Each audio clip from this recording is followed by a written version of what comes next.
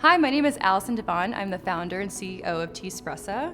I've been in business for 10 years and we can be found in over 8,000 retailers across the nation internationally, and we are a multi-million-dollar CPG beverage brand.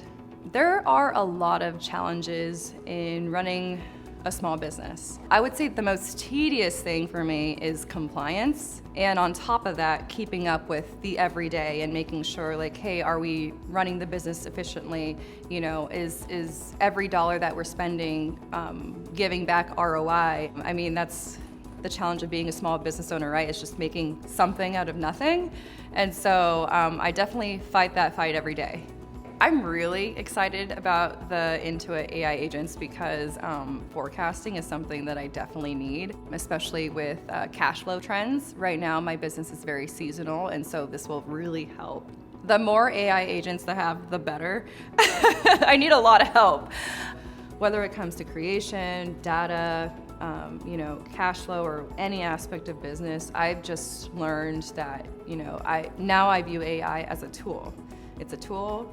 I just need to learn how to use it, and if I can use it, it can help me perform better every single day.